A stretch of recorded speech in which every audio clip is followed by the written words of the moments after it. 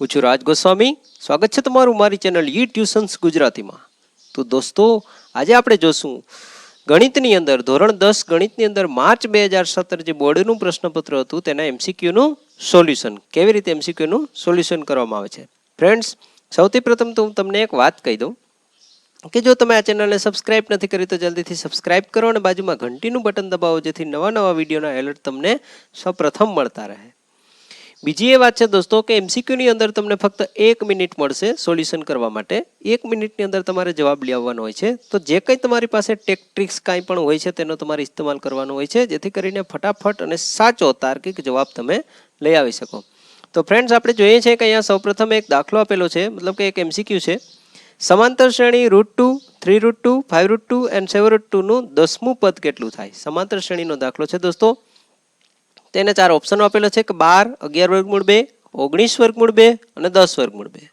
તો સૌપ્રથમ આપણે જોશું કે પ્રથમ પદ છે a √2, ડી છે તમારો બીજા પદમાંથી પ્રથમ પદ બાદ કરો 3√2 -√2 એટલે કે 2√2 અને n બરાબર છે 10, 10મું પદ. સૂત્ર લગાડશું આપણે tn બરાબર a + n - 1 d. તો tn એટલે કે 10મું પદ શોધવું. t10, a બરાબર આપણે મૂકશું √2, n ની જગ્યાએ 10 1, d ની જગ્યાએ 2√2. હવે √2 10 માંથી 1 જશે તો 9, 2√2. અહીંયા આપણે જોઈ શકશું √2 એમને રહેશે, પણ 9 આને ગુણાકારમાં જશે તો 9 દુ 18 √2. હવે મિત્રો અહીંયા √2 ખાલી લખેલ છે, એનો મતલબ છે કે એ 1 √2 છે, જ્યારે આ છે 18 √2. 18 √2 ની અંદર 1 √2 ઉમેરો તો કેટલા થાય? 19 √2. તો તમારો જવાબ છે સી ઓપ્શન 19 √2. મતલબ પહેલા એમસીક્યુ નો જવાબ આવશે 19 √2. બીજો એમસીક્યુ છે ફ્રેન્ડ્સ, ત્રિકોણ એબીસી ની બાજુ બીસી ને શિરોલંબ સિવાય છેદતી સમતલીય રેખા એલ માટે નીચેના પૈકી શું સાચું છે. તો દોસ્તો અહીંયા તમે જોવો છો 4 ઓપ્શન છે. એલ એ એસી ને છેદશે, એલ એ એબી ને છેદશે, એલ એ એબી કે એસી ને છેદશે નહીં, અથવા તો ડી ઓપ્શન છે એલ એ એબી કે એસી ને છેદશે. મિત્રો અહીંયા આકૃતિ બનાવી લેવાની. સૌપ્રથમ ત્રિકોણ એબીસી નામ આપી દો. શિરોલંબ, લંબ શબ્દ યાદ રાખવાનો છે કે બીસી ને શિરોલંબ સિવાય છેદતી, અહીંયા સિવાય લખેલું છે, મતલબ કે અહીંયા બીસી રેખા છે એને શિરોલંબ નથી છેદતી, 90 ના ખૂણે નથી છેદતી, તો મતલબ કે બે રેખા ત્રાસી છેદશે. અહીંયા આપણે બનાવેલી છે બે રેખા કે કાં તો એલ આવી રીતે છેદશે અથવા તો એલ આવી રીતે છેદશે. બંને કિસ્સામાં તમે જોઈ શકો છો કે કાં તો એબી ને છેદશે અથવા તો એસી ને છેદશે. મતલબ કે તમારો જવાબ છે ડી, એલ એ એબી કે એસી ને છેદશે. ત્રીજો એક એમસીક્યુ છે ફ્રેન્ડ્સ કે બાજુની આકૃતિમાં એલ સમાંતર એબી છે અને એસી ને પી માં અને બીસી ને ક્યુ માં છે. આકૃતિ તમને રકમમાં આપેલી હતી પેપરમાં, આવી રીતે આકૃતિ હતી, અને સીપી 3, પીએ 4, ક્યુબી 6 છે અને બીસી શોધવાની છે. 4 ઓપ્શન છે 10.5, 4.5, 7.5 અને 12.5. તો ફ્રેન્ડ, સૌ પ્રથમ તો તમે આકૃતિ ઉલટી છે અને આવી આકૃતિમાં આપણે જવાબ નહીં શોધી શકશું, કેમ કે આવી આકૃતિમાં તમે ટેવાયેલા નથી. સૌ પ્રથમ આકૃતિને સીધી કરી લઈશું આ રીતે.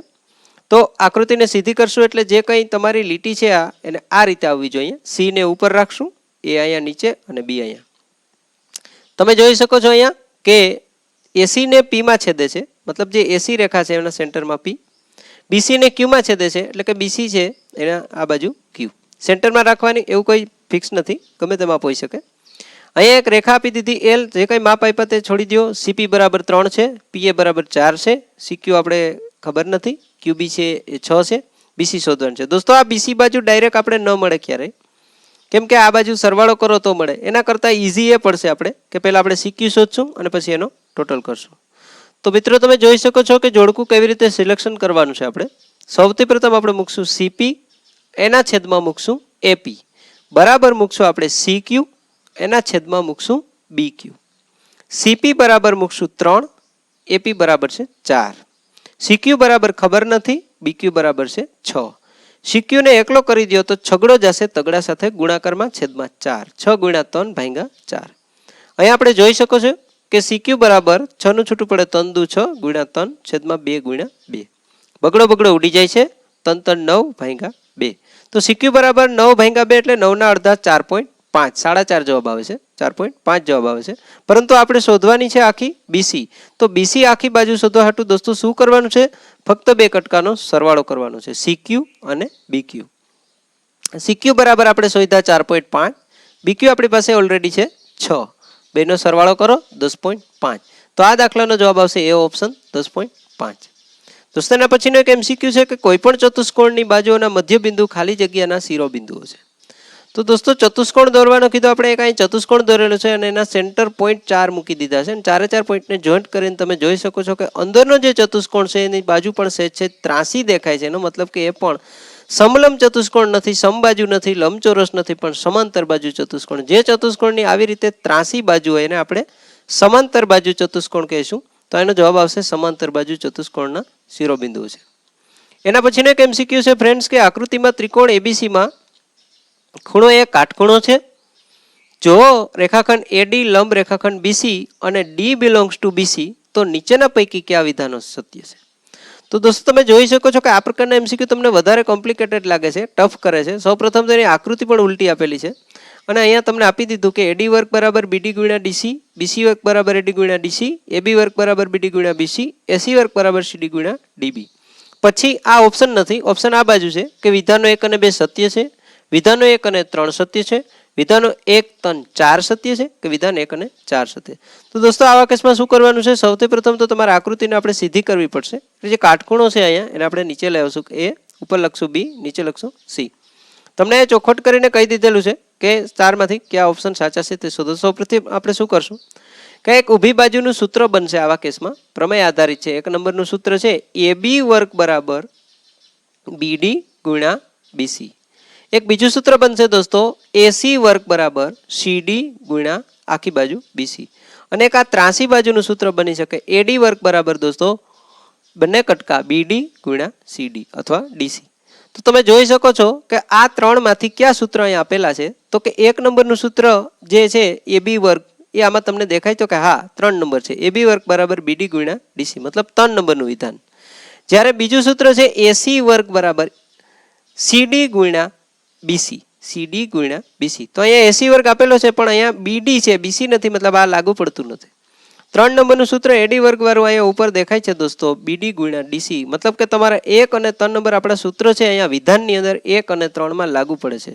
તો આપણો વિધાન નંબર 1 અને વિધાન નંબર 3 એ બે સાચા છે દોસ્તો. તમારો જવાબ આવશે B ઓપ્શન, વિધાન 1 અને 3 સત્ય છે. એના પછીનો એક MCQ છે દોસ્તો ત્રિકોણ ABC માં માપકોણ B બરાબર 90, AB બરાબર BC અને AC જેમ BC શોધો. તો દોસ્તો આવા MCQ ની અંદર એક આકૃતિ દોરી લેવાની જેમાં તમે ABC આપેલા છે. AB અને BC સરખા છે એટલે બંનેમાં લીટા મારી દીધા છે. ધારણા પૂરતું આપણે ધારી લઈશું કે AB બરાબર 1 છે અને BC બરાબર 1 છે. તમારે AC રકમમાં પૂછેલો છે તો AC શોધી લઈએ. સૌપ્રથમ પાયથાગોરસનો પ્રમેય લગાડીને ફ્રેન્ડ્સ કે AC વર્ગ બરાબર AB વર્ગ વત્તા BC વર્ગ. AB વર્ગ એટલે કે 1 નો વર્ગ, BC વર્ગ એટલે કે 1 નો વર્ગ. 1 નો વર્ગ 1, 1 નો વર્ગ 1, 1 ને 1 2, 2 નું રૂટ કાઢશું √2. મતલબ AC તમારી મળી ગઈ છે √2. ફ્રેન્ડ્સ હવે તમને પૂછેલું છે AC જેમ BC, અહીંયા લખેલું છે AC જેમ BC એટલે કે AC ના છેદમાં BC. AC બરાબર તમે આપણે શોધેલું છે √2, જ્યારે BC બરાબર આપણી પાસે ઓલરેડી ધારણા છે 1. મતલબ કે AC ના છેદમાં BC નો જવાબ આવે √2 ના છેદમાં 1 એટલે કે √2 જેમ 1. તો ફ્રેન્ડ્સ આ ઓપ્શનનો જવાબ આવશે D √2 જેમ 1. એના પછીનો એક MCQ છે ફ્રેન્ડ્સ કે એક સમબાજુ ત્રિકોણની મધ્યગાનું માપ 3√2 છે તો તેની એક બાજુનું માપ ખાલી જગ્યા થાય. તો તમે જોઈ શકો છો ફ્રેન્ડ્સ અહીંયા શું આપેલું છે કે એક સમબાજુ ત્રિકોણ લખેલું. આપણે એક સમબાજુ ત્રિકોણ દોરી દઈએ કે જેની 3 બાજુ સરખી છે. ફ્રેન્ડ્સ એનાથી આગળ આપણે જોશું કે અહીંયા મધ્યગા કીધેલું છે એટલે આપણે અહીંથી એક ઊભી લીટી દોરશું મધ્યગા, જે સેન્ટરના બે ભાગ કરશે એટલે કે ડબલ લીટા મારેલા બંને બાજુ સરખી છે. મિત્રો આ બધી વસ્તુ કાંઈ માયના રાખતી નથી. આની અંદર જોવાનું એ છે કે સમબાજુ ત્રિકોણની અંદર મધ્યગા કયો કે વેધ કયો બંને સરખા જ હોય છે. એ યાદ રાખવાનું છે તમારે ફ્રેન્ડ્સ. એટલે અહીંયા લખશું આપણે કે સમબાજુ ત્રિકોણમાં વેધ અથવા તો મધ્યગાનું સૂત્ર છે √3/2 ગુણ્યા બાજુનું માપ. તમને યાદ હશે મિત્રો પ્રકરણ 4 ની અંદર આ વસ્તુ આપેલી છે. હવે આપણે અહીંયા જોઈ શકીશું કે વેધનું કે મધ્યગાનું માપ છે 3√3, √3/2 સૂત્ર છે. બાજુનું માપ આપણે શોધવાનું છે.